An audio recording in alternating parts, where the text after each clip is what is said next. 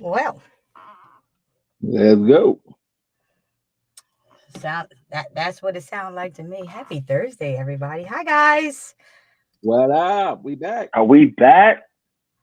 That's We what it back. looks We back. like. We Look, back. look. Happy Thursday, y'all. It's been a minute, y'all, but we back like we never left. Welcome to Root Access Live. We are your hosts. I'm Coco Jinx, and we got Mr. Root here. We appreciate y'all tuning in tonight with us. We truly miss y'all. I must say, we've had several conversations about shows and how we miss engaging with y'all, but enough of that. We're going to go ahead and let y'all hit the like and share button and invite all your friends to follow us right here, right now, and to join us right here on Facebook and YouTube Live. Of course, y'all know we got a good show for y'all. It wouldn't be us if we didn't. So tonight we're going to talk about Elon Musk, a TV film studio coming to Newark, New Jersey, Anthony Anderson, and more. And y'all, tonight, the living legend, the musical genius, a father, an actor, a singer, songwriter. I mean, Grammy nominated, Billboard, BET award winning, Soul Train award winning, Stellar award winning. I mean, All with the awards. like the best in me, never would have made it in my testimony. I mean, a shepherd, Bishop Marvin Sapp is going to be hanging out with us tonight. Yeah. We're going Yes, to talk sir. about old Yes, music, new sir. and more. I think I probably forgot some of his accolades, probably BMI, Dove, but y'all feel free to TMIM. comment section because it is open. We got a good show for y'all tonight. What's good, fellas? I kind of missed y'all, but I We noticed that know. y'all didn't think twice about me Oh, because here we these go. two dudes took it upon themselves. Not that they not grown and they didn't need my permission, but they I know went what's to coming. a Sixers finals games together. And guess how I found out? The How How you do power you find of out, find out, Cole? Cole? How you the find out? power of social media. One of them, I believe it was Jinx, acknowledges the fact that I wasn't there. That's what made it worse. He said 2/3 of Root Access Live hanging out tonight. We in Philly doing it big, doing blah, blah, blah, whatever you were saying. I So said, petty. oh, Yo, okay. Coco, I ain't want to listen. go anyway. I ain't want to go anyway. Don't worry about it. Nah, listen. You were on our minds, so that's why we shouted it out like We two got a thirds. whole whatever. Yeah, because had we not said 2/3, then you would have sort of been like, oh, so that's how y'all do. It's just Right, y'all, and busted, y'all didn't even busted. mention me. See, Miss K, busted. They thought they Don't was do. slick, and y'all know, but y'all know. Oh, don't be mad though. And that's why, Kim. You know, that's why I said I ain't want to go anyway. Don't even worry about it. I ain't. Yo, it got to the point where me and Root was clowning. I'm not a Sixers fan. Root's not a Sixers fan, Me either. so we was Well, clowning I'm at the end of clowning the because day. guess what? Y'all paid y'all money to get in there. We Coco, did. why, Now I'm why, clowning. why? why? I'm clowning. Wait, don't Okay, be so mad. now I'm The clowning hate. because you really wanted to go and you mad because we didn't invite you. How about that? No, I didn't because I probably was doing We, something else anyway. you know, Anyway, but anyway, y'all. Like I we said, the didn't invite comment you. section is open. We love We you, got a Cole. lot to talk about. Whatever. We got a lot to talk about tonight. And like I said, we got a guest, and we don't want to keep him waiting. So we're gonna breeze through a Got your couple of little hair done today. We like you though. I see you. I see you. Your little hair. You know what I'm saying? Little necklace on, Coco. Well, guess what? I don't feel like what I've been through. So just send a prayer up for me. But anyway, y'all, back to the topics at hand. We're going to tell y'all how there was once a decrepit public housing project in Newark, New Jersey, that is soon to be a massive film and TV production studio following Yeah. a $100 million deal. This was just announced Tuesday. Can y'all believe that? That is Yeah. so awesome. The construction on that is set to begin this summer with a view to be opening late 2024. So that is really awesome. They don't live in the state of New Jersey, but I do. And for me, that's a really big deal because that brings employment to our state. So I'm super Oh excited yeah. about that. It is, They, I mean, I think it's a Lionsgate studio. yeah. Lionsgate, NJ Pack, and Great Point Great point. Studios. They're bringing a 300,000 square foot facility with 6 production stages Wow. on South Ward site of former Seth Boyden housing project. This project was demolished in 2015, I believe. Yes. Well, Um, or they set to the demolish it in 2015, but it was actually fully demolished in last February. Yeah, I think it was So abandoned in yeah, it was 2015. abandoned in 2015. Thank you, Cole. But Right. they demolished it in February. So construction is set to begin this summer, with a view to opening in late 2024. So that's actually pretty soon. Right. And they said the new facilities, New Jersey's first purpose built for film and TV production. It's going to create 600 jobs, with priority going to Newark residents. So that's big, man. If you I had ain't no never, idea. That's the biggest part. Yeah. yeah, That's the that's the biggest biggest part to part. me. The 600 job. Like jobs. I mean, great, the studio, all that, but 600 jobs created in a city that we know. Yeah, that's You what Yeah, I'm know, we know. saying. Y'all Like I saw said, New I'm a Jersey resident jobs. of New Jersey, so it's a really big deal for us. was it Weekway Park and all of that? It's gonna be around there, you think? And let me say this, No idea. if you got a piece of property in Newark, like my boy Derek Williams Oh, it does, just went up. It's you about it to. went up. It's up. Wow. So a lot of people talked about Newark, but they building up, man. I interviewed Erica Campbell there like a couple years back, and it was like in this big. It used to be a warehouse, but now it's a bunch of like office suites and museums, everything right in downtown Newark by the Prudential Center. So they've been trying to build up, but this is really just changing the game in the city of Newark. So I you can get love you a it. piece of property there, you better do it. I wonder Right. who is I mean I'm just well, maybe I need to go up there and get me a couple jobs and see what's up if I can get on some maybe Root Access Live need to go up there and see if we can get in the studio or something. Hello, I'm down with Oh, I'm that. with You it. already know. I mean Lionsgate, do that Well, have that's anything to kind do of with like far from Tyler me, but I Perry? ain't gonna hold you. But I don't. Oh yeah, that's like Kind of taking a far. family trip for him, What? That's not far. going all the way to Newark. Oh, but From not going to Philly, but he's not near going to Newark, Philly, but huh? not No, Newark. not going to Philly Not because going to Philly is an Philly though. hour Oh, and 5, hour and 10. No, all no. right. So you can keep your little jokes to yourself. I'm gonna throw a couple in there every chance I get. You already know that. But Root, you can keep your little jokes. he thought Little I don't Joe. want that's too far. But anyway, moving right along, New York State Senate has passed a bill that would limit how song lyrics can be used as evidence in court. Now, when I read that was the title of the head. That was the headline of the story. All I could think about was these rappers better tighten up. What's the Stop young saying man some stuff. Kodak Black just caught a body about a week ago? That's one of Allegedly. the songs that is one of the songs that they're going to be looking at. That's the type of songs that they're going to be looking at to catch these dudes. But Now, they can't now with this new bill. That's the joy well, of it it. says it's going to limit how song lyrics can be used. It didn't say Well, they couldn't use it. I think that even limiting it is a good thing because here's the thing, man. Only in hip hop would this be a thing. Like rock and roll, they never use that type of stuff, with suicide and all of that.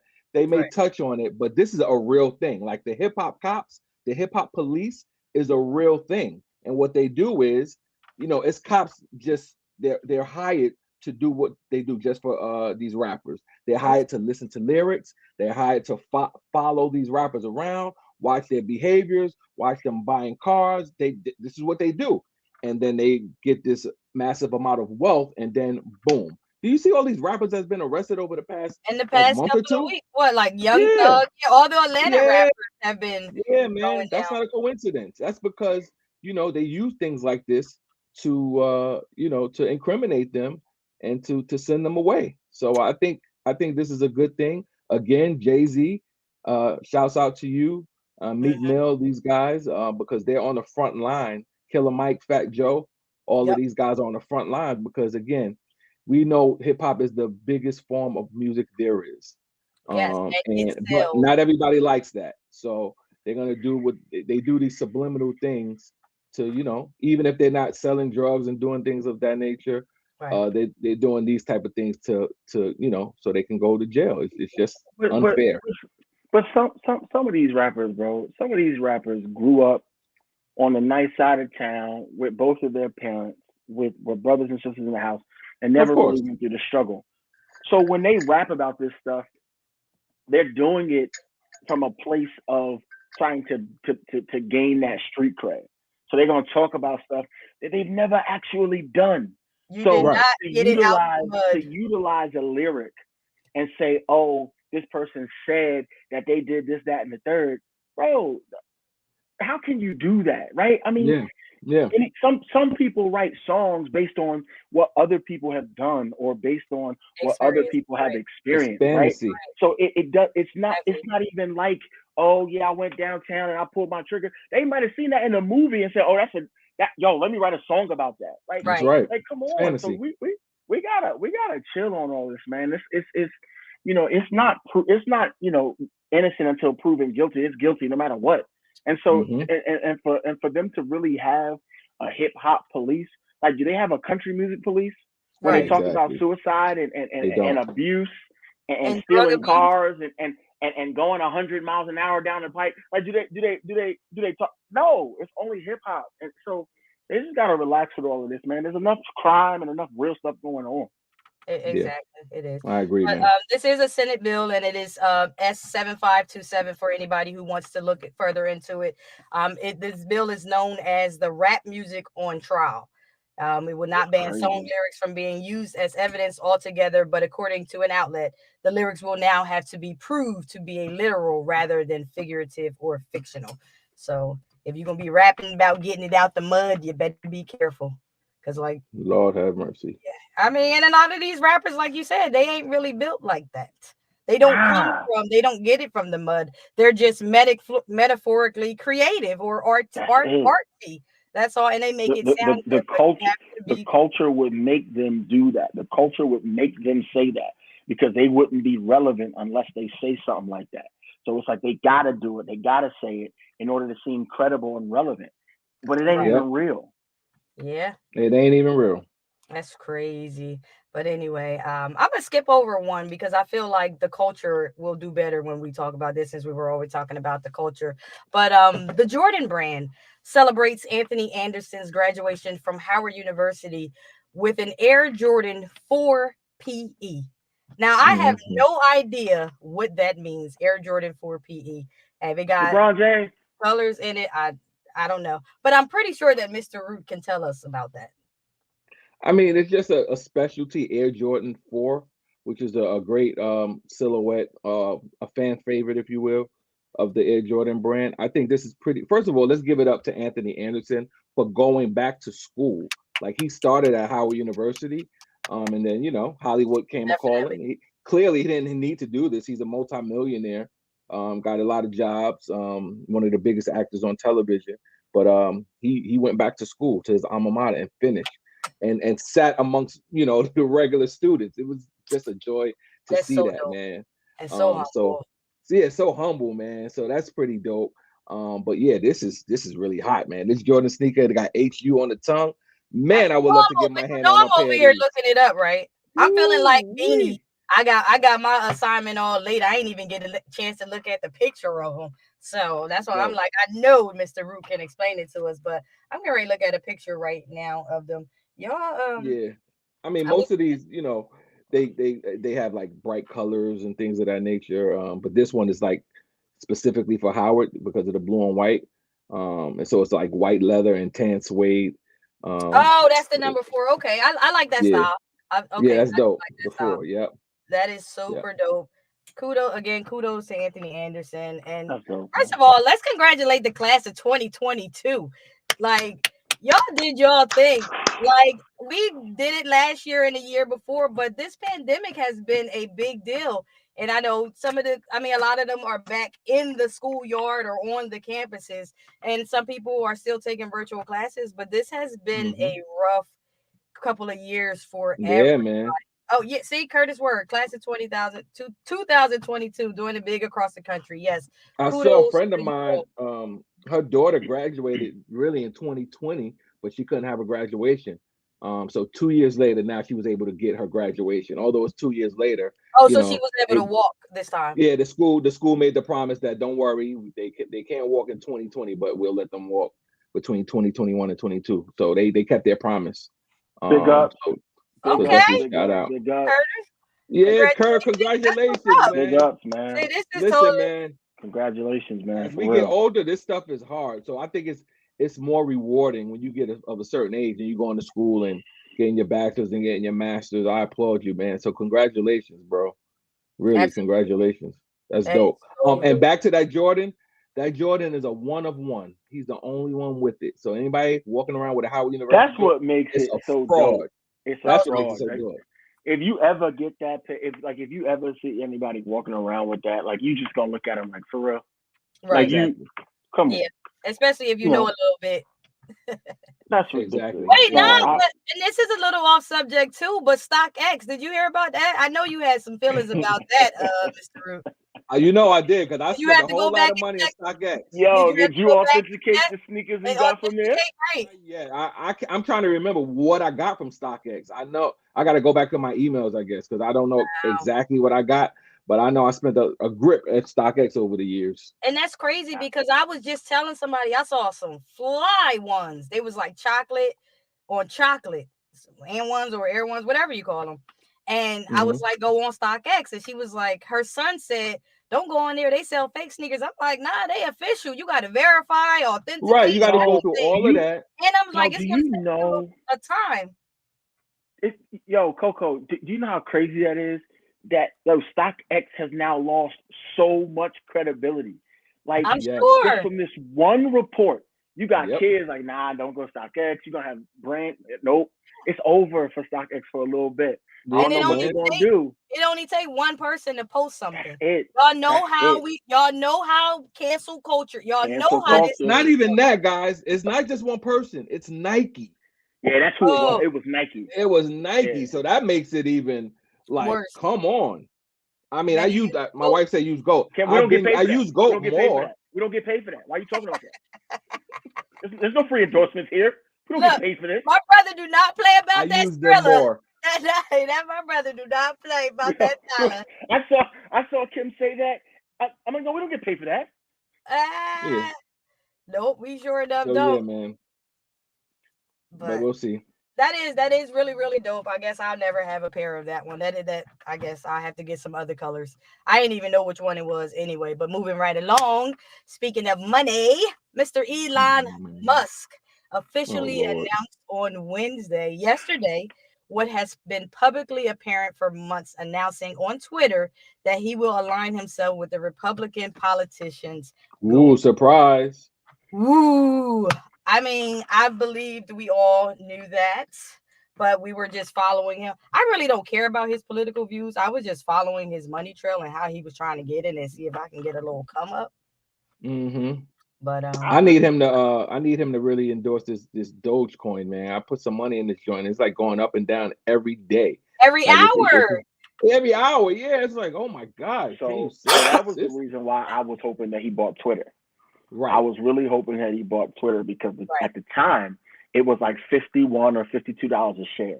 Ooh. And I was going to dump in Twitter because I'm like, look, if he does what he did with Tesla to Twitter, I'm dumping into Twitter. But then he decided not to do it. But listen, I couldn't care about his political beliefs and his political views. Right. From a business standpoint, if Elon Musk is backing something and or investing in something, you better get in on it. Over something, you better follow Elon Musk. That's all I'm gonna say. He's got so much knowledge. Yes, he has so much money, but he has so much knowledge. Right. And I'm no expert, but I always hear them say it, buy the dip. So I'm glad you put in your Dogecoin, because I put some in my Dogecoin and I bought some Shiba. Was it Shiba Inu or something? Oh, and I'm looking at Robinhood right now. Twitter is $37.75. So now it's 37. So it did almost $20. Jesus. So wait, Jinx, is he not buying it no more, or is he just waiting? I don't know. It said that he pulled out. Wow. We gotta follow up. Yo, we're gonna have to get a stock expert up on here.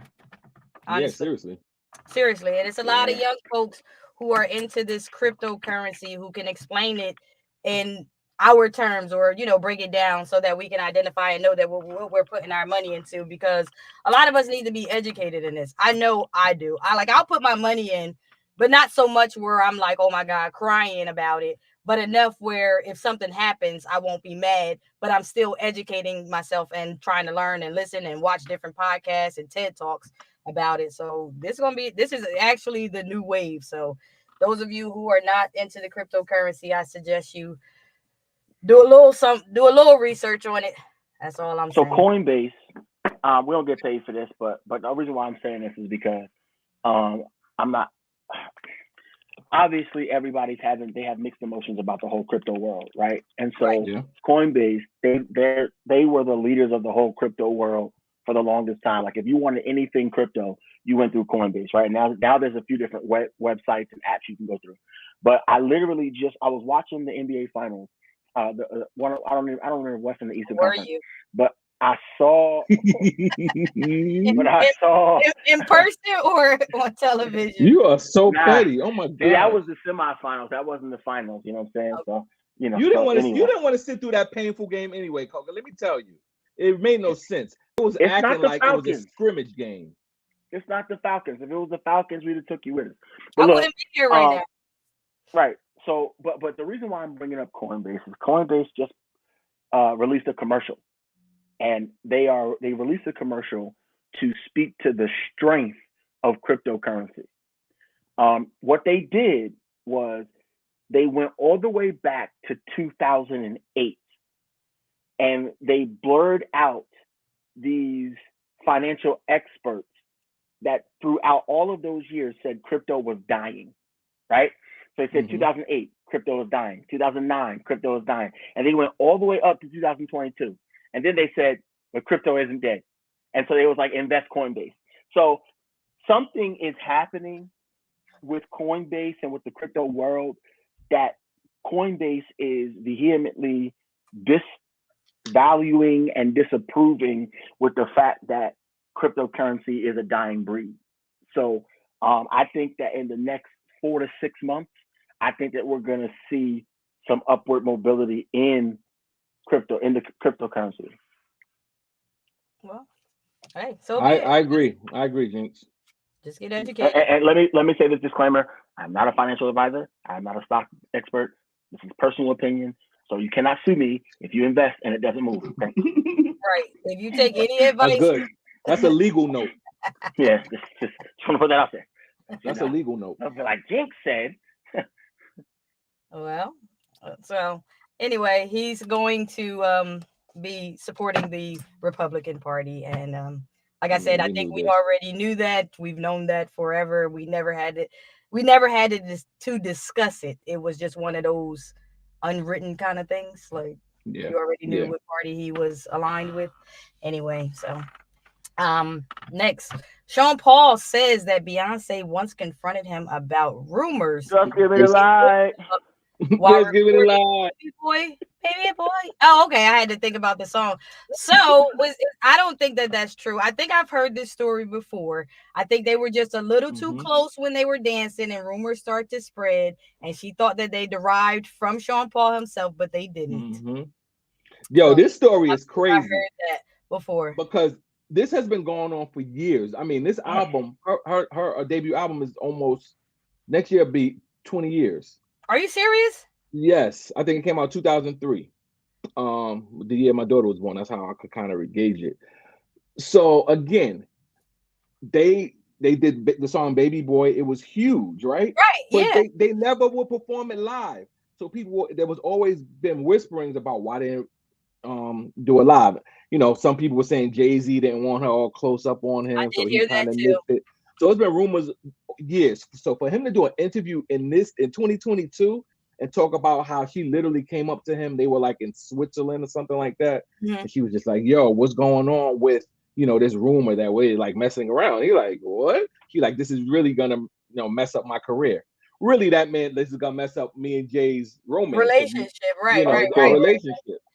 So it's just like, okay, he's like, no, but I didn't say anything like that, and it's not gonna mess up my career because I guess his thing is like, hey, if I'm gonna be linked to Beyonce and not have to say anything about it, I'm good to go. Right. Exactly. So now 20 years later, they're saying this and how they were supposed to do it on the MTV Awards, and then he's there at the MTV Awards, and they go on the rehearsal, and then right before, no, you're not doing it with her. She does it alone, and he's sitting in the audience, and Paris Hilton is looking at him like, why are you not up there? He said he felt so embarrassed or whatever. So again, like I said, this industry, man, like people can really like blackball you and and cut you off, and you not even see it coming. So it's just that story was crazy. Shout out to Sean Paul for finally saying something. Yeah, right. Well, look, y'all, listen, I hate to cut the good conversation off, but the bishop is here. So I'm going to let Mr. Root, as always, do the honors of bringing on this esteemed person, this man of God, this artist, this philanthropist, this musician, this everything at this point, this preacher, the doctor. Then, right. It's so much. Talk about this man of God. Man, this man, I've known him. We've been friends for over, it's like almost 25 years, man. Wow. And to see what God has done in his life, he's a platinum selling artist. Come on, never would have made it. Was sold millions of ringtones. How many of you guys remember ringtones? What? Like everybody's ringtone was never would have made it. I mean, it went number one all across the country and other countries on Billboard. And then the album, 47 weeks. And then the album after that, Here I Am, made history. What? Selling 76,000 copies in 1 week. That's the biggest debut of any gospel album, period. All right. Nobody has come close to even those type of numbers. He's one of the most successful artists, not just gospel artists in history. So many number ones, so many amazing songs. Never would have made it have been sampled by the likes of DJ Khaled, Tiana Taylor, Chance the Rapper. I mean, I can go on and on and on, but he is here. My dear friend, Bishop Marvin Sapp. Welcome. Hey, what's up? Live. How's everybody? I'm not complaining that one bit. Good. I'm glad to be here. I'm honored. I just appreciate you all taking time out and allowing me to come and be a part of something like this. This is amazing. I'm proud of you. You know that already, though. You tell me, and I'm proud of you too, man. Thank you so much for agreeing to do this. I know you don't do a whole lot of press, so this is really a treat for us. Yeah, so because you do know me. Yeah, I know. Yes, I know you very well. You do know me. I ain't trying to talk to people forever. Let's get in and let the music speak for itself. So you have a new project coming out. I think, if I counted correctly, this may be like number 14 for you, your 14th album. Is that right? Actually 15. It's 15. 15. Okay, counting my Christmas record, this is my 15th CD. Yeah. Got you. And I'm amazed because when I got into this some 33 years ago, I never thought that, this would be like a lifelong endeavor. I kind of thought that, we would do it for a little while and then transition into doing something else. But, God saw something different. And I'm definitely appreciative because I think one of the greatest things that can happen in anybody's life is to do what they love and to be able to make a living off of it. So it's been fun, man. It's been a great ride. That's dope. Now you have a new project coming in I think in June. Yeah, June 10th, entitled Substance. And I didn't mention this, but you're one of the most consistent artists as well. Like, a lot of people can't say they've been doing music 25, 30 years and still be relevant and still be consistent. So in this day and age where music is ever changing, what motivates you to keep, because you don't need to do music. Like you say, you're a philanthropist, you're a business owner, you're a pastor of a huge church. So you don't need to do music. Never would have made it 47 weeks. I mean, I'm pretty sure he doesn't have to work anymore.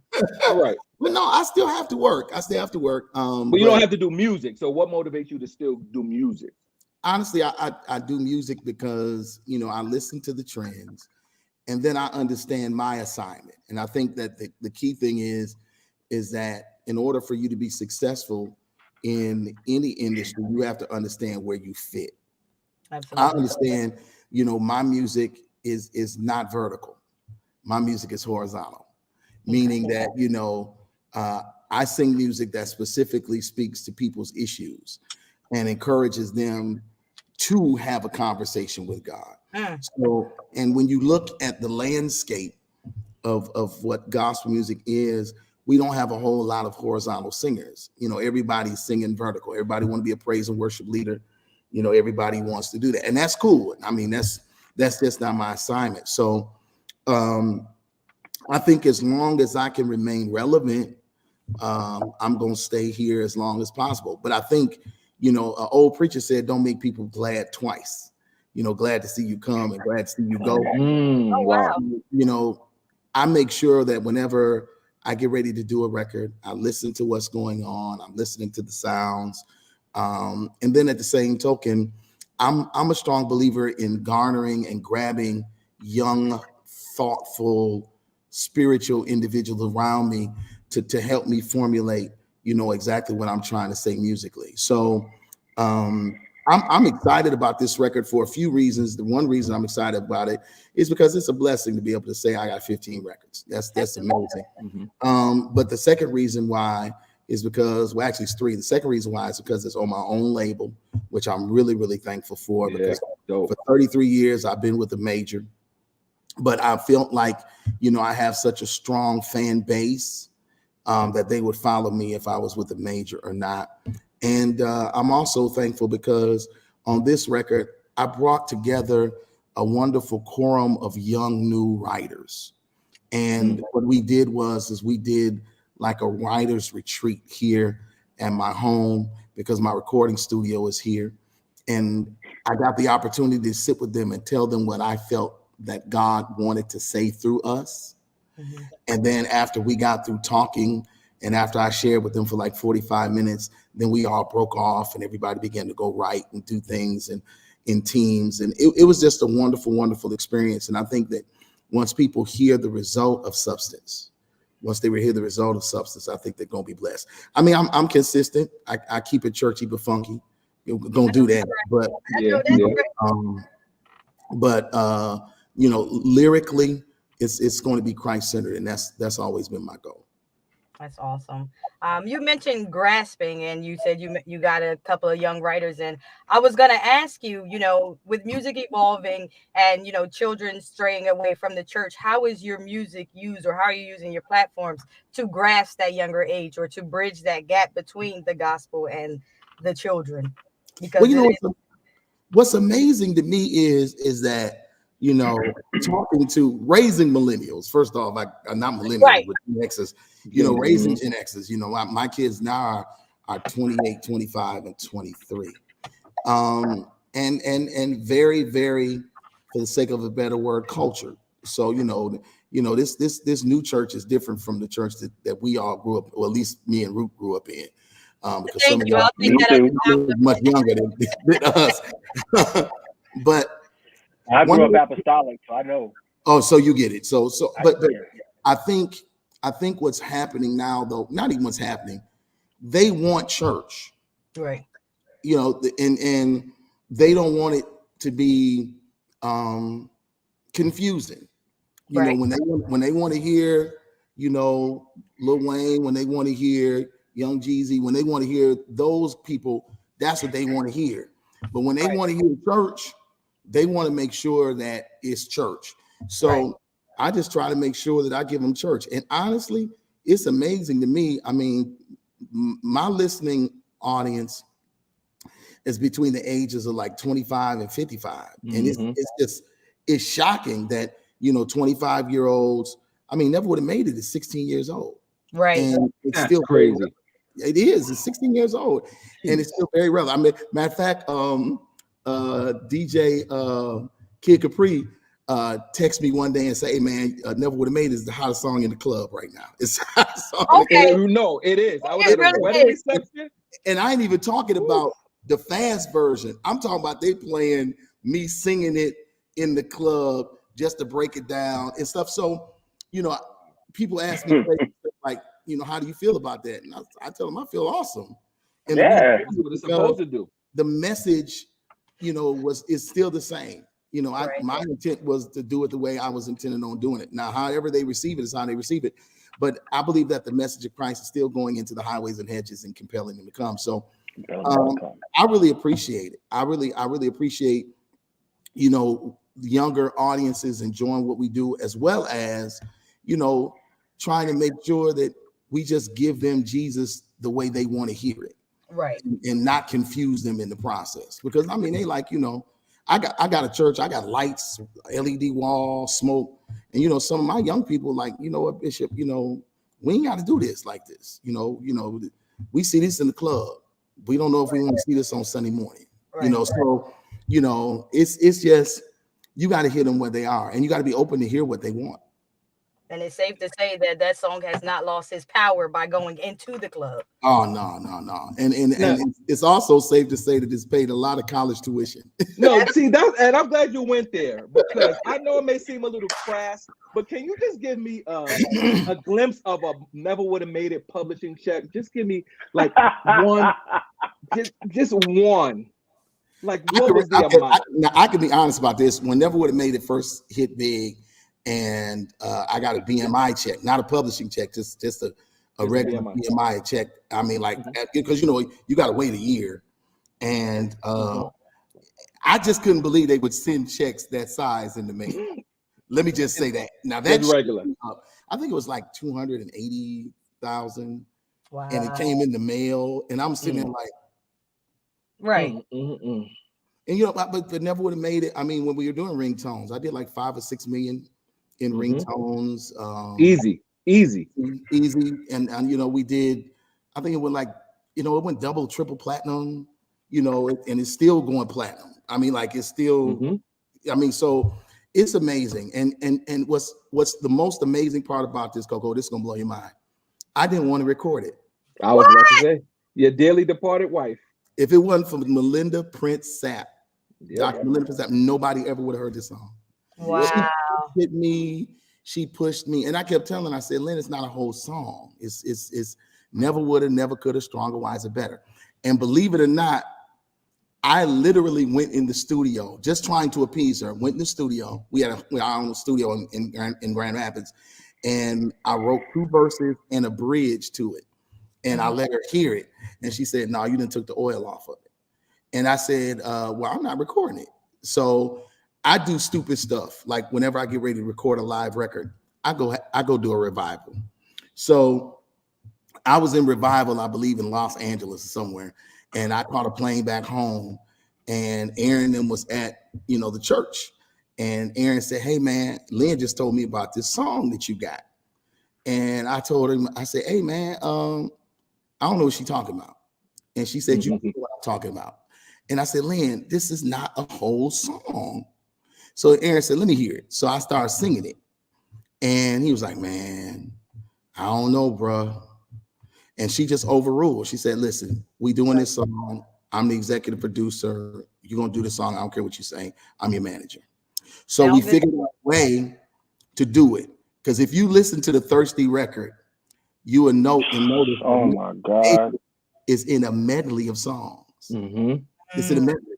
And I've come to the garden alone. And then we go from in the garden. We go from in the garden to place of worship, then place of worship. So check it. Root, you know this. If you don't know nothing else, you know that as a recording artist, you never put your hit song at the end of the record. Nope. Because the first you song. don't listen down that far. It's the first song. It's usually like your first 2 or 3 songs. So if Never Would Have Made It was like number 12 or 13 or something. It was something crazy. It was way at the end of the record. And the only reason I did it was to appease her, to be honest with you, because I wanted to go home and be able to have a wife that I didn't have to, hear argue with. Well, aren't you glad? I am. I'm extremely glad. I am, because and that's why I tell this story, because I don't want anybody to think that the reason why they heard Never Would Have Made It is because of me. The reason why people heard it is because I had a nagging wife that was like adamant about a song that I didn't even see.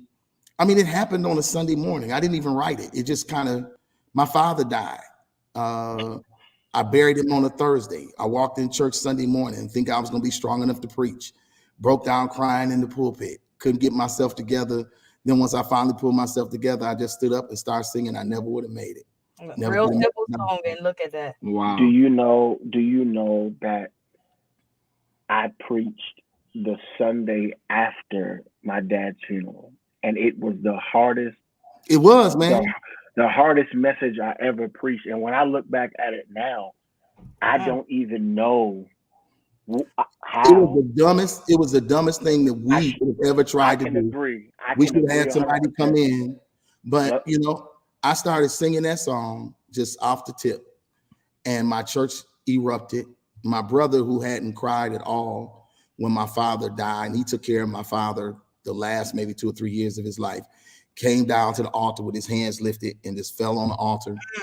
And I did the same thing again the next service, and it destroyed the church again.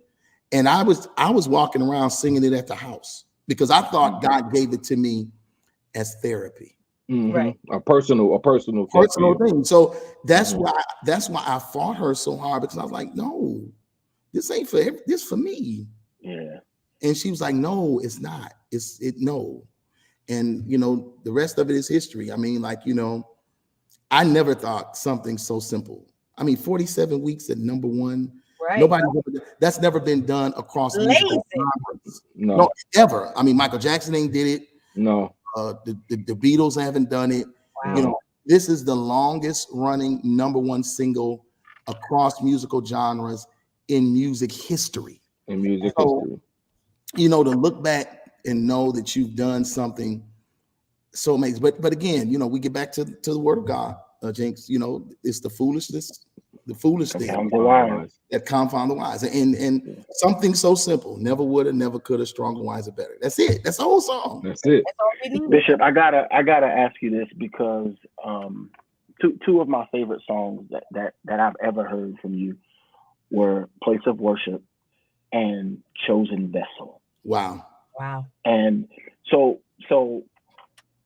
whenever I'm going through, right, and I can't even pray, right, I'm laying on my face and I can't do a thing. "Chosen Vessel," man, and "Place of Worship" they're just on repeat. They're just on repeat because I need to remember who I am, because I'm struggling so hard. And then I need to be ushered into the place of worship, because in worship I can forget, I can release, I can hide, I can do whatever I need to do. What in the world was going on in your life? Because you mentioned something earlier. You write to help people get through what they're going through. Right. What? How have you been so anointed to do that? Because it was as if you were writing my life in both of those songs. Well, you know, let me say this. Number one, I didn't write "Place of Worship." "Place of Worship" is my favorite song of every song that I've ever recorded. Out of 150, maybe 160 songs, "Place of Worship" is my favorite. Go find your place of worship. Look into your pain and find your praise. Every low place in your life, it literally prepared you for your high place. And every tear you cried was water for the garden of victory. Even though you're in the valley, victory comes. Adversity.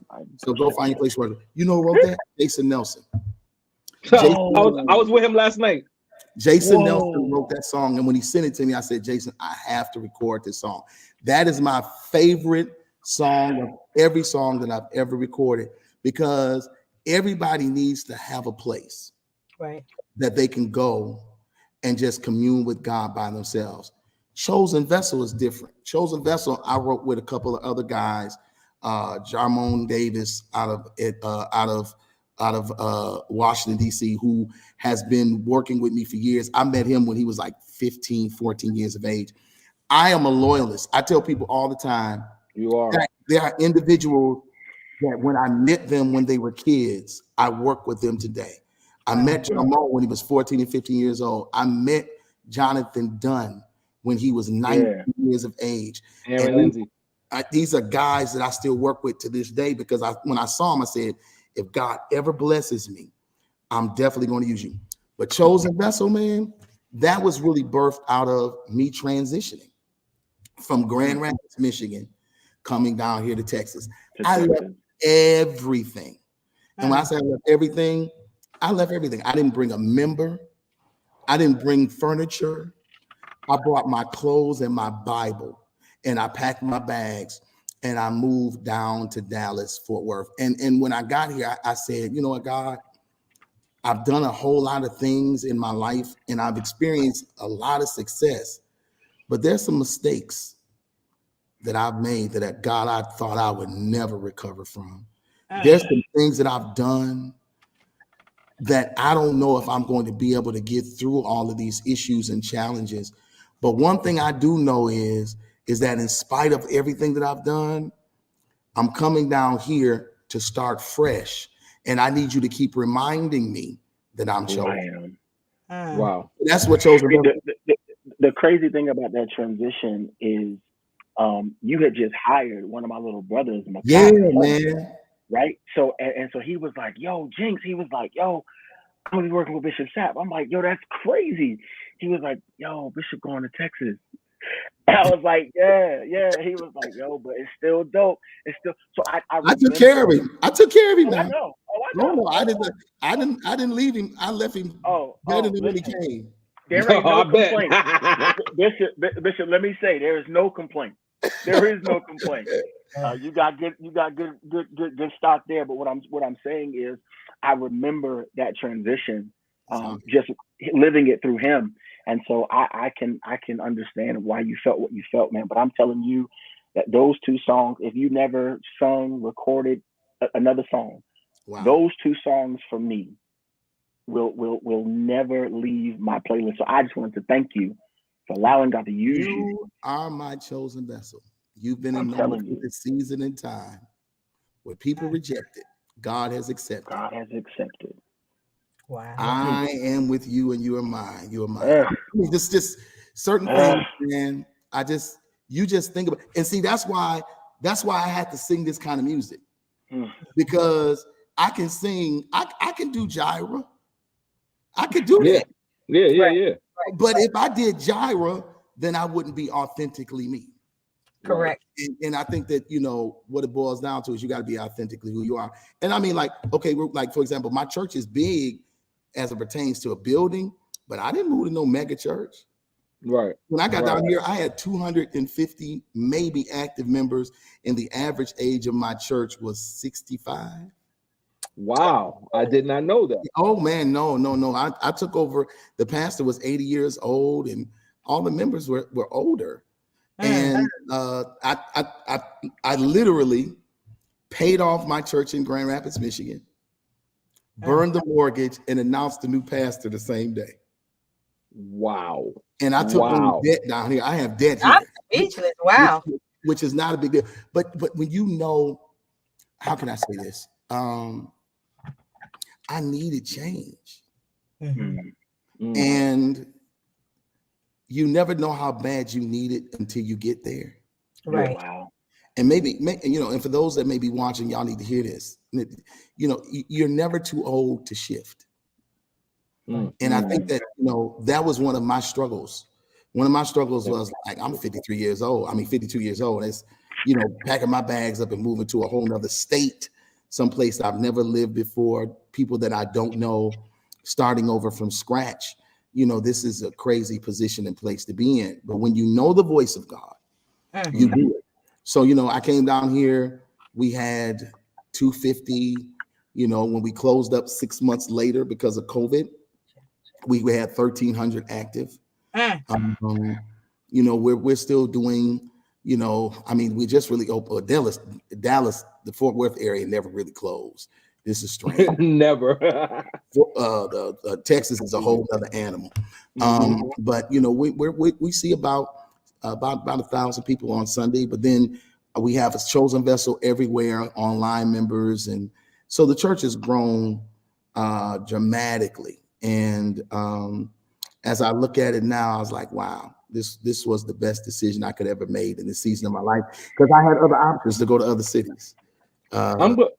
I'm glad you mentioned that, because from the outside looking in, of course, people will see like, how can he leave a church that he started and go somewhere else? So they looking at it as it got to be a mega church. It got to be for a reason. But like you said, they had 250 members. It's almost like you went backwards. I did go backwards because I left 500 members and took 250. I left debt free and took on $1 million of debt. So that's God. So, but you got to know when it's God, and I think that that's what's so exciting to me down here. It gave me the opportunity my church needed to heal in Grand Rapids.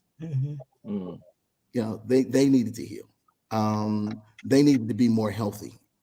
And I was a constant reminder to them of, I mean, I wasn't healed nor healthy. They weren't healed nor healthy. When I left, it gave them the opportunity to grow up and mature and to really, I mean, you know, I needed to go.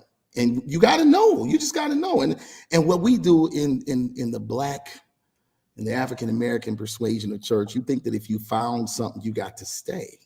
Mm-hmm. You don't have to. You know, you have to stay. You need to leave it in a better place than when you started. You know, I don't think that you should jump ship and leave a church that's going to be struggling when you leave. But I made sure before, you know, I even told my church I was gone, I made sure that everything was paid for, paid off, that there was 6 figures plus in the bank, and also walked them through the process to find an exceptional pastor who I'm extremely proud of, Pastor R.J. Marshall, who's doing very, very well and who's taken that church to a whole nother level. So, and I'm proud of it. I'm excited. Bishop, I think you just said something though, because I think of it this way: the reason why you could leave is because you did found it. Right. I don't view it as because I founded it, and I know that a lot of people do, but I'm of a different persuasion, because if I started something, then if it's mine, then I can. I mean, we know that it's God's, but you understand what I'm saying. Right. If it's mine, then I can do what I want. Right. Right. And that's like my house. That's like my house. If I bought it, it's mine. If I want to sell it, I can sell it. I can do what I want to do with it because it's mine. And so I think that's what actually gives you the freedom to do that. I think my focus was to legacy. You know, I didn't want to leave. You know, our city has experienced some really jacked up ministry where pastors had messed up and left their churches in shambles. And I didn't want to be that guy. So, you know, I wanted to make sure, you know, that when, you know, I come back home, I can drive past something and say, you know what, I did good. You know, I did good. Even though, you know, I'm no longer there, it's just great to know that I left something that is maturing and not just, you know, just a church that's just a bunch of mad people that's embittered and stuff. No, it ain't that kind of party. They're doing great, and I'm excited for them. That's dope. That's dope. Now you've done so much in your career, in your life. Can you tell me like 3 things that's like on your bucket list of things that you haven't done that you would like to do? What, business wise, or I mean that's a broad question. Well, let me say this. First of all, let me get to this really quick. Congratulations on this biopic that's being done. Wow. This is huge. This is another thing, man. I can't wait. Like, come on, not everybody can say, especially in our genre, like TV One, like this is a big deal. And I don't think your name is in the conversation enough. Like, we've known what you've done, but in the genre of gospel music, you know, everybody says Kurt, and of course, I think your birthday the same day too. No, we were. It's a few days apart. Yeah. But yeah, you, Kirk, and Ty, it's like crazy. Yeah, everybody around the same time. Yeah, around the same time. Yeah. But I mean, it's the when you think of when they talk about the goats, like you're there. Well, I've been blessed. I mean, you know, I've done a lot of amazing things in this industry, and I like the fact that I've been able to do them and remain under the radar. Like, you know, I like that because, you know, I understand, and I say this all the time, I understand I'm a celebrity. I understand I have notoriety. I understand I have popularity, but I'm also very guarded. Yeah. So, and that's why, you know, again, I don't do a whole lot of this kind of stuff, and my publicists be going off on me because I be running through the red carpets and yeah. Shout out to Kimberly, because I know she watching. What up, Kim?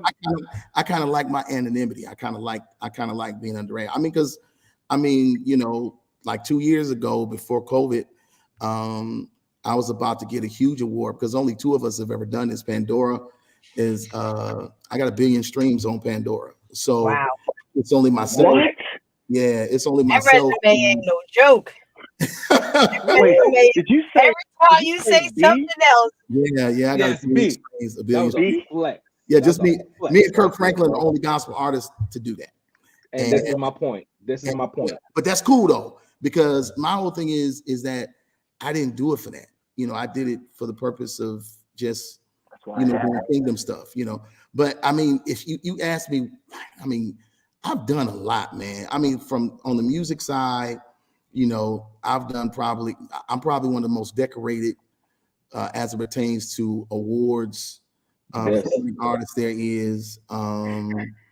On the music side, I preached for everybody. I was doing Mega Fest and Manpower and all of that, like in the early 2000s, you know. Yeah, late 90s. Yes. When it was really, man, and I ain't talking about music, I'm talking about preaching them. Yes, Right. preaching that. Yep. When it was 40 and 50,000 people in and stuff, you know. So I preached for every major ministry known to man. I think now, you know, stepping into this television piece, because one of the things I tried to make sure of when we did the biopic piece was I wanted to have, you know, writers credits on it, which I do, executive producer credits on it, which I do. And then I also played myself in it, you know, not totally, but there's parts of me that's in the movie as well. And it's exciting because truthfully, when it came to me, I kind of said no. And again, because I'm guarded, you know, and You want to put your business out. I didn't want to put my, but then I had to think through some things because I always make this statement, and some of y'all might need to put this in the comments if they got a comment section, but I believe very strongly in being translucent, not transparent. okay. Explain that. Break that Explain down that. for us. Translucent and not transparent. Okay, so when something is transparent, you can see through it completely. Correct. When something is translucent, you can see shapes, Okay. but you can't never tell exactly what it is. You might know it's a person, but you don't know what type of person it is. You like saran wrap. Saran wrap is different from regular you know, aluminum foil or something, or you know, not even aluminum foil, but there's like this plastic, like Yeah. It's like saran and the clear. And then it's yeah. clear. I don't believe that we should see everything. I don't believe that we. I think that the world in which we live, that we overexpose ourselves because of social media. And I think we show people aspects in the kingdom of our lives that we shouldn't. The Bible talks about discretion in the book of Proverbs. It sure does. And how discretion can help us. Right. And I think that, you know, when I began to go through this process, I said, you know what? I know what I need to tell. I know what I need to share. And then at the same token, I know what I need to conceal. And, you know, I was very open in this process because when y'all see it, y'all gonna be like, oh my God. Can't wait. But thank God I didn't tell it all, because if I'd have told about them college days, y'all. So who's playing you? Lost it all, huh? Who's playing you in the biopic? Oh, Chad Shepard is playing me Chad in the Bible. Chad you Shepard. know him from You know who he is. Chad Shepard was in the Temptations. He was the in game. The Game. Chad Shepard played Set It Off. and Set It Off. He's an amazing actor, and he did an exceptional job. Okay. You know him, Coco. Yeah, he don't look like me, and He doesn't. It's cool because when we first started talking about having somebody to play me, I wasn't concerned about people looking like me. I was concerned about their ability to tap into who I was as a man, as an artist.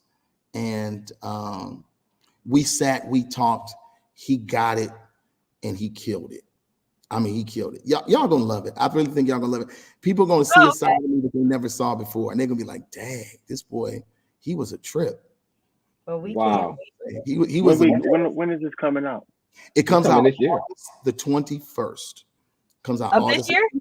Yeah, Yes, they're not playing. we shot it. I'm trying to come to the red carpet of this event. Whenever you, Seriously. I'm I'm rooting. gonna talk to Kimberly. I'm gonna talk to Kimberly. Yeah, About talk to Kim. She'll let you guys know exactly, because it's going to be amazing. I mean, I shared things about, you know, my alcoholism as a teenager, my drugs as a teenager, you know, going to church, being in church, but still just being real wild. I was a wild kid, you know. I mean, I was a wild kid. So, you know, the disrespect, you know, I showed toward my mother. And I mean, it's just, I was being very open and honest and about my life and what brought about the change. And I honestly believe that this is going to be ministry for somebody. I believe it's going to be ministry for parents who may have a wayward child who feels like ain't no hope. You know, they're going to see if God can change this Negro. You know, I know he can do something with my little bad but child. I even talk about my sickness that I dealt with. I'm not gonna go into it, but it's a very, very good movie that I think people are going to watch and they're going to say, you know what? I get it now. I get when he sings, I never would have made it. You know, and I understand that, you know, all of us have had never would have made it moments, and that's why everybody can relate to the song, and they'll be able to relate to my biopic as well. Now, with all that being said, what would you tell young Marvin? Young Marvin was a mess. I would probably tell him don't get caught. Young Marvin was a wild boy. I was like, don't get caught, bro. That's a good one. But you know what? That's honestly, I wouldn't change a thing. Because I think sometimes getting caught saves your life. Listen, man, getting caught saved my life. But I would, it's sad, but I would tell young Marvin don't get caught. A lot of my friends, oh wow. I never forget, my brother and I had a conversation. Maybe he came to visit me down here in Texas, maybe about 5 months ago. And when he came down here, no, it was a little longer than that. It was maybe about 7 months ago. But when he came down here, we were talking about people went to high school with. My brother was talking about how, you know, one of his friends is vice president of this, another one is general manager of this, and da. And I started thinking about my friends, and I was like, man, my boy so-and-so, he's still strung out on crack. My boy so-and-so did 27 years in prison. My boy so-and-so, and these are all folks I used to run with. I mean, like used to kick it with. My boy so-and-so, he's still an alcoholic. And then my other boy, whose father owned a local liquor store, he died of cirrhosis of the liver at 49. So when I look at all of the people that I was connected to closely, they all still messed up or not here but me. Wow. So, and we would sit and we just talk. I was like, man, so glad I made it. I'm so glad I made it. So woo. I made it. I mean, so it just really, you look over your life and you say to yourself, you know, I'm 55 years old. I'm living my dream. You asked me earlier, what haven't I done that I want to do? I don't know. Because I don't think about it. I'm just doing stuff as I go. I mean, like if I feel like I want to do something, I will. Like now that I've tapped into this television piece and, you know, got executive producer credit under my name, now I'm thinking about doing stuff as pertains in television and movies and things of that nature, because now I have that credential, you know, that can help that process along.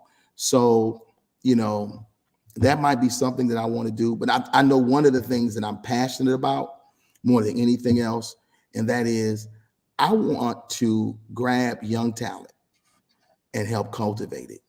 I think one of the things that we're missing, can I say this? Say it. I say it, this safe space. I think one of the things that we're missing now more than ever before is real A&R. Say it again. Like when I had Joseph Burney.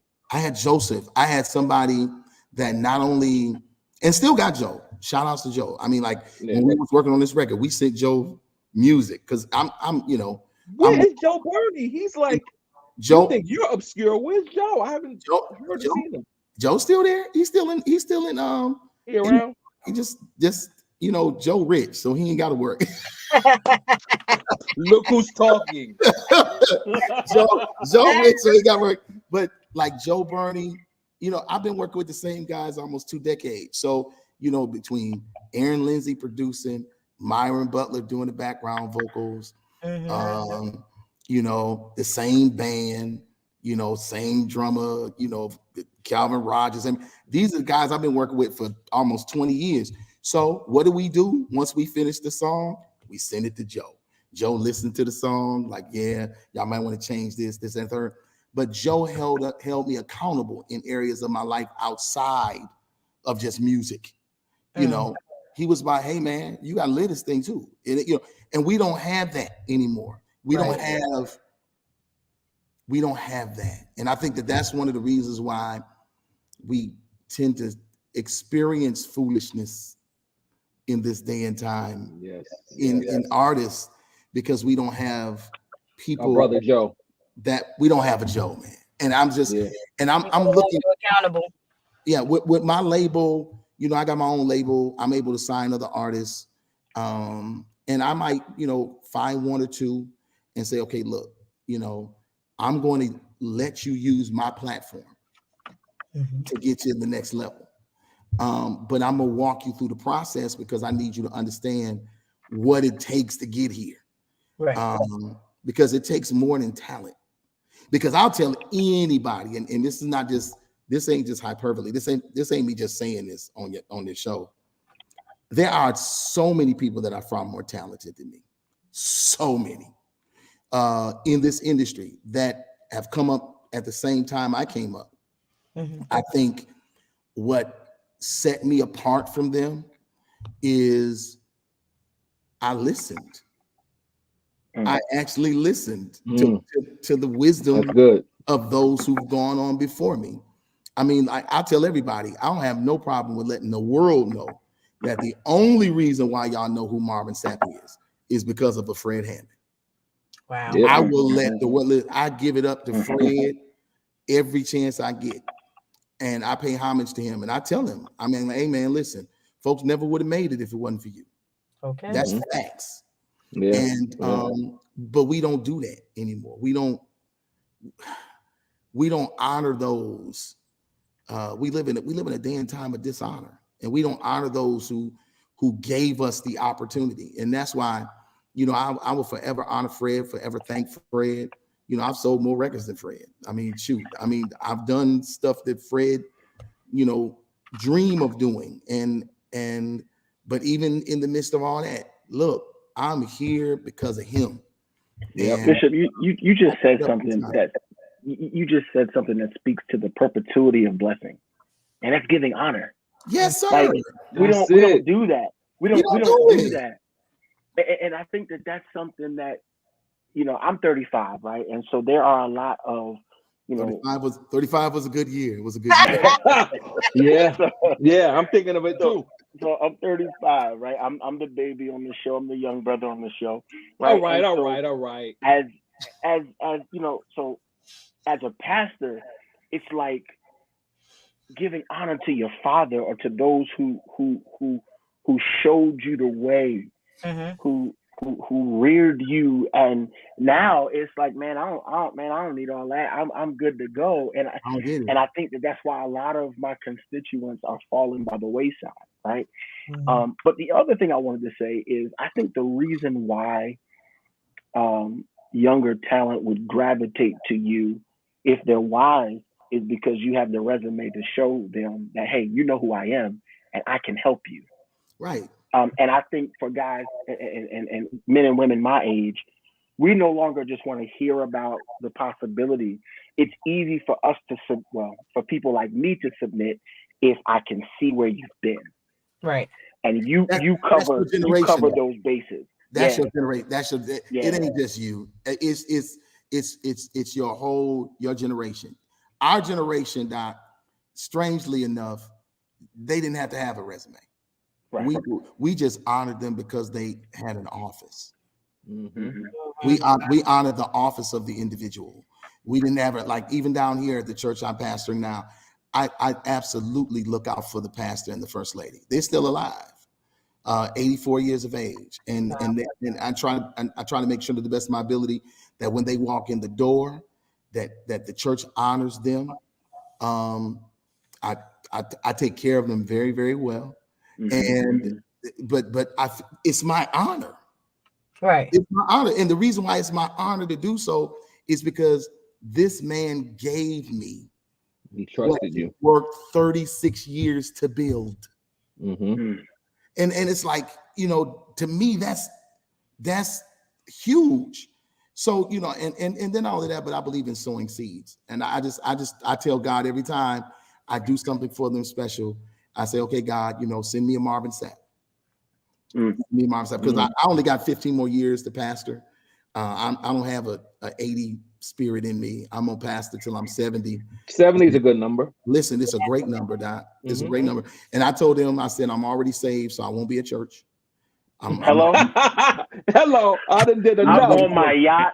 I'm somewhere. Trust it. And that's the goal. The goal is to be, I tell my church all the time, I'm going to be that old black man that's walking around on the beach with a wife beater on and a metal detector. I'm crying. Not a metal detector. Trying to find Treasures. Trying to find treasures. With my sun visor on or my cap. That's gonna be me, and I'm gonna be listening. This is the blessing. I'm gonna listen to somebody preach on StreamYard. I'm gonna be listening to somebody preach on Facebook, and that's gonna be my church. And I'm gonna send my tithes. I said, but on Sundays, you can listen to me if you don't got nowhere else to do that. Listen. 15 years from now, yourself. This is going to be the standard 15 years from now. Like I'm saying, church I'm like like, man, look, this new hybrid ministry piece. I told my church one of the greatest things that have happened to us is the fact that we can do hybrid ministry. Come on Sunday, amen. Everybody go home. Bible study on Tuesday via streaming. Come to church one day a week. I know some folks that want to be there all the time. I get that, but we live in a very different day and very different age. Right. So we have to make sure that the best thing that happened to me during COVID is it gave me the opportunity to recalibrate and to rethink how I was going to do ministry. And it's been fun, man. It's been fun rethinking, recalibrating, re-envisioning, reinventing how to do ministry, and trying to do it at a whole nother level. And that's what, okay, Ruth, that's it. That's what I want to do. I want to do something at another level. And then not only that, I want to be able to pay off this facility so that I can do to the next young man that I did for the last one. From your because mouth. ministry is easy when you don't have debt. Yes. Yeah. Oh, let me say the of that. See, I'm so grateful. So my new CD is coming out. This is what I need y'all to do. Everybody that's on, y'all can pre-order it now. You ain't gotta wait. Go to any and or everyone, wherever you get your music at, you can get it now. You can pre-order it. Now I know, like, some folks, they do the streaming piece. You pre-order it. If you pre-order it now, you'll be able to get All in Your Hands, as well as my single. They give you another. You Kept Me. I think You Kept Me. That's my favorite. That's my favorite off the joint. You Kept Me. Nah, it's the quartet joint, bro. It's that quartet. Oh, you like that joint? Serve the Lord. Yo, yeah. Oh my goodness. So let me say this. It's a well-rounded record. It's a well-rounded record, and we were talking about A&R. First of all, I can talk to you all day. We could talk about we were talking about A&R. When Kimberly sent me the record, I was so honored. This is how crazy the system is now as far as music. We used to be the first ones to get records so we can review it, do reviews. We don't get that anymore. So they don't do it no more. Me the record. I said, "What?" I said, "I have the whole." I was like a kid in a candy store. I can listen to this before June 10th. Sir, ask her. You can't tell me. Because this is all I know.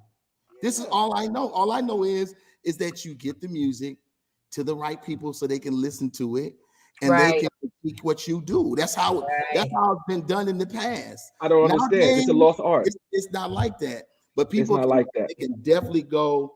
They can. And I know some folks they like physical. I like physical copy. I'm still old Right. school. I even put something in the you can read the credits, which is I like, love that. I love that. It's all a lost art. Okay, we need to talk, man, because I you gotta know get what's you on funny? a conference or something. I gotta get you on a I conference. used to They need go to talk to to you. this. Yo, Root, I used to go to the back of the CD, and if I like the lick on the drums, like, who's the drummer on this one? Yes. I need to go follow them. Yes. they don't do that no more. They don't do that no more. So now, you know, that's the first I said, I want to do this so I can make sure they can see it, they can go in, they can pull out the credits, they can read who wrote, who played, who this, that, and the third. And that's important stuff to me because that was always important to me. So if you want to get the physical copy, you can go to my personal website because we're doing a package on my personal website. You can go to Amazon, anywhere. My goal is to do 10,000 pre-orders. So I think I'm about, and I just started really pushing it. But I think we're a little over 2,000 now. So I know in the next few weeks, you know, we'll probably get about 10,000 total. But I want to do 10,000 pre-orders, and I'm telling you, y'all heard it. The quartet joint, it's that joint. My God. Woo, So I know your mother. I know your mother loved that joint. I've been having a the quartet.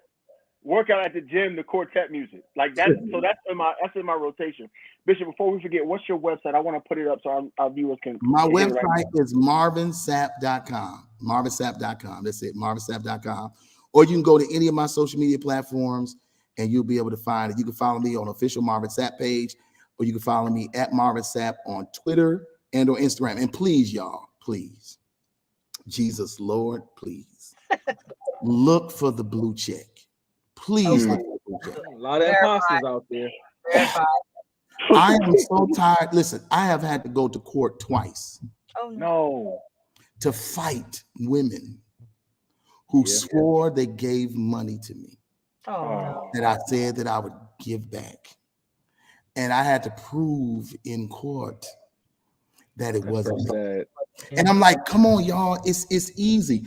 Let me say this to every woman, every man who may think they're communicating with someone on social media. Oh my God, this is crazy. Let me help you. This is a prophetic word to receive right now. FaceTime them. Yes. If they won't FaceTime you, if they won't Skype you, it isn't that individual. If they won't FaceTime you, if they will not Skype you, it's not them. You are being played. This is so sad that people get caught up like this. It's all you got to do is FaceTime. So do you FaceTime? If they don't want to FaceTime you, if they don't want to Skype you, you are not talking to that individual. But I've learned also, Coco, and I'm gonna leave this here. People would rather live in a fantasy than to live in reality. It's so much easier to live a fantasy. So much easier, especially with these things right here. Yep. And with social media. Y'all, if you don't want to know if it's them or not, don't sue after you done send thousands of dollars. Now you got to spend money. Now you got to spend money. I got to spend money on the attorneys. That's so dumb. And I'm not giving you the money back. I'm not. I ain't getting it in the first place. Right. And then I'm like, okay, so now how am I gonna get my money back? Right. Because you have to pay the court cost. Because I gotta pay an attorney to come in. So y'all got to please do, if they don't FaceTime you, it's not them. If they don't Skype with you, it is not them. Please see them face to face. It's right on my website. That's hilarious. I had to do it.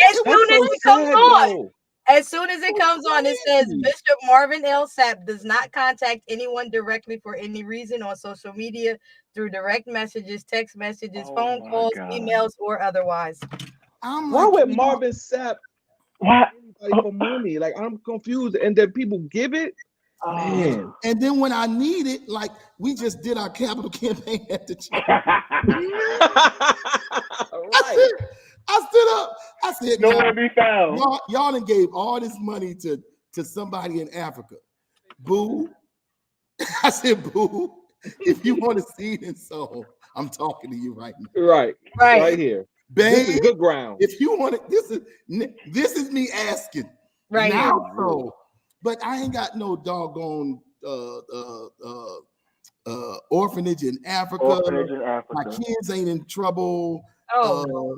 I ain't trying to borrow them. I mean, somebody sent like $6,000-7,000 to somebody. Oh my God. No, I can't make this stuff up, man. It's like it's crazy. So everybody really needs to be very, very careful about these social media. If you do not see a blue check, you are not communicating with who you think you are communicating with. Right. So don't play yourself. Don't play yourself. And save your money. Put your money. Gas costs too much right now. Listen, $80. I pulled up today. $80. All right, Bishop. Before you leave, really quick, we play this game with our guests. It's called Talk It, Sing It. And I know you're a musical guy, right? So you know how when you're in the car, you hear your song. It's the jam. You're singing along with it. But when you hear it with just the lyrics stripped down, no music, I just say the words to you, it becomes a little hard. Okay, let's see. I got a few songs, about 3. Let's see if you can break. I don't know who did good on this. Was it like Rodney Jerkins or Coco? He would. Rodney Jerkins would. He a producer. He better do good. Right, but I did one of his songs that he didn't even know. So we stumped him. So here we go. Who did? I think Shantae Moore did really well. No, Shantae Moore did the best. Yes. Yeah, she did the best. Okay. All right. So here we go. For all we know, we may never meet again. Before you go, make this moment sweet again. We won't say goodnight until the last minute. I'll hold out my hand and my heart will be in it. For all we know, this may only be a dream. We come and we go like the ripples of a stream. So love me. Cool. If your heart is in it, why would you let me? Midnight Star? No, that's not it. So love me tonight. Tomorrow was made for some. Tomorrow may never come. For all we know. You don't know that? For all we know. For all we know, Donnie Hathaway. That's come on now. No, I wouldn't have got that one at all. You wouldn't have got that? Okay. All right. Listen, now if you quote a preacher, I'm trying to tell you. Oh, I almost said something. You know music. Preacher? I get you. Can I tell another secret? Yes. Oh, y'all let it go. I don't listen to music until it's time to record. Now, you know, that's not the first time we heard that. Ashay, CS, said the same thing. She said she doesn't listen to other folks' music because she needs to focus on what she's going to do. I listen to music when it's time for me to record because I'm trying to listen to sounds and trends and some of the lyrical content of people. That's now. But before that, when you was Bad Marvin. Oh, when I was Bad Marvin, I was listening to people like the Daz Man. Listen to your heartbeat, playing the rhythm to your song. Now that I have you, my life has changed. I feel brand new. I want to share my life with you forever. I do. I was listening to people like Peabo Bryson. I'm caught up in the crosswinds. Oh, my favorite. And I actually model my music kind of after. See, now I'm about to tell all my secrets. Tell it. Teddy Pendergrass. That's why I holler at people the way I do. Turn on. That makes a lot of sense. Yeah, now did you say that makes a lot of sense. Wait. So let me say this, and then we can continue the game. Listen, the funniest thing to me was now that you say that, now I know why you say, "Wait a minute." When that's right. I'm like, yo, got you. Because your range is out of this world. Yeah, that man. makes sense. You got what I need. Never would have made it. Makes sense. Well, he ain't holler at us on listen. He said, shh. No, because he know when to bring it down now. Yeah, that's like my song. Listen, the song listen. Listen. Listen. Mm-hmm. Same thing. That's right. Yep. So yeah, I kind of model my stuff after Teddy P. Yeah. All right. I'm gonna give you just one more song then. Jeez, Okay, just cool. burst my bubble. All right. All right. I've imagined faces of many lovers to ease the pain of having no one in my life, and I'm tired of being undercover. It's time to navigate my feelings tonight. The sky is calm, the stars are bright. What's better than to be in flight? I'll relax my mind and be at ease and let this journey set me free. Now, Marvin L. What's Lorenzo? No, What's Lewis, the L? Lewis said, Marvin Lewis Sapp. Know that one? that sounds like People Bryson. No. Who is it? True. Spread my wings. Oh man, Mind okay, you gonna make me. I thought y'all want me to know some hits. Shots fired! Pop, pop, pop, pop, pop, pop, pop, pop. They wasn't no singers. No, it was. I'm Hey. crying. That was 90. That was Wait. I'm Midnight Star, Isley Brothers, Between the Sheets, Lenny Williams. that whole record. Minnie Riperton. I'm giving you one more. I'm going to the 80s. Turn off the lights. Turn off the lights. No, Light a candle. I said Lenny Williams, not Minnie Riperton. Oh, I thought I'm going to the 80s. I'm gonna lose this. I'll tell y'all right now. I'm gonna lose this. Let me see. You got to get at least one. This is the last one. All 80 right. what? What year? 80 what? This is 82. Okay, I was a junior in high school. No, I was 82. I was You was what, 13? I was sophomore in high school. Yeah, 82. I was okay. born in 82. All right, here we go. I was born in 86. Nobody asked y'all. That means I I'm was gonna born be in 40 next 75. month, Bishop. That's all right. I'm sorry. I was 15. I was 15 years old. That's all right. All right. Roll back the rug, everybody. Move all the tables and chairs. We're gonna have us a good time tonight. Every time that we meet, we skip and we dip. That's easy. beat. We French Ross now. Thank you, God. He got one. All right. Hey, Oh yeah. Yo, I knew he had it. That's When the I Skinny seen the Luther shoulders too. start to move. That's he that's turned Skinny Skinny Luther. Luther, y'all hear him? That's Skinny Skinny Luther. Luther. When he had to kind of like the Michael Jackson. Yeah, and a little Jerry curl. Yeah. That's Skinny Luther. I remember that. Them was the days. Originally did that song. He did it first. Who did it first? Sam Cooke. Sure did. Yep. Okay. Well, Bishop, this was a great joy, man. I haven't seen you since the pandemic. It's been a couple years. I love you, I my see guy. you all the time. I live vicariously through you. Likewise. I don't think I didn't see that Bentley the you other and the day. wife got, huh? I didn't see that Bentley the other day. I just got it out the shop. It was in a car accident. A brick actually went through my windshield and almost over my shoulder. Yeah, man, it was crazy. I was almost, I almost didn't make it, but glasses all over me. But I finally got it back. But thank God, man. But I live vicariously through you. Your vacations bless me. Oh, thank you, man. Y'all be going to the spots. I'll be like, heck yes. Okay. Sit up under them doggone palm trees. Do that. Listen, man. Listen, we work hard, we play hard, right? Right. Mm-hmm. But thank you, man. I love you, man. I remember Power 98. We was looking for Jordans. Listen, are you saying so? And gotta listen. I'm so ashamed. That's all I'm saying. If I say my sneaker demon is really real. Oh, bro. Oh, you got it bad. I got it so bad. Yeah, I'll be watching. I got it like my Jordan thing. I'm an 11s dude, so I like the Jordan 11s. I probably got about 15, 20 pairs of 11. You got the red patent leather. Yes, sir. Yep. You got the black ones, the anniversary ones. Yep. I'm watching all of them.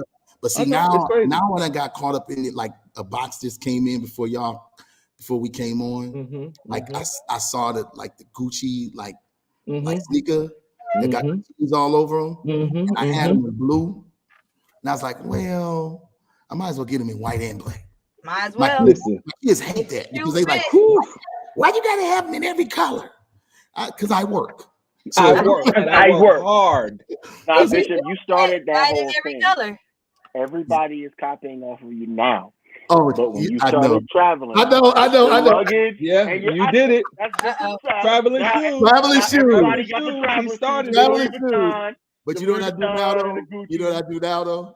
The What's last time I did a traveling shoes, I took a picture next to my new truck because I was driving my new G-Wagon, my Matic G-Wagon to Oh, nice.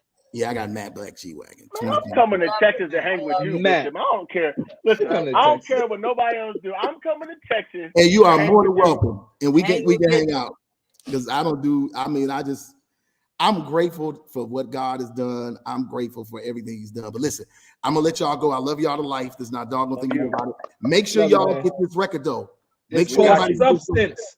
Substance is the name of the MarvinSapp.com. album. Marvin Hit Sapp. the Right website. there. Go to Thank you, marvinsap.com. Bishop. Hit the website. Love you, man. Thank you, Love y'all. Bishop. Grace Thank and you peace. for sharing Thank you, your Bishop. joy and Thank your you, artistry guys. with us. Please come Great. back. I will. I promise I will. Appreciate you, Grace sir. peace, y'all. Have a great one. You All too. right. Man, Oh man, guys, that was really great. Really, really good one of our show. longest shows. Definitely. Yeah. But it's been a pleasure, y'all. It's been another great show, decent vibes, great energy. Thanks to Bishop Marvin Sapp for stopping by. And thank y'all for tuning in. We'll see y'all next Thursday at 7 p.m. for more great conversations and hot topics. And who knows who our guests might be. Peace.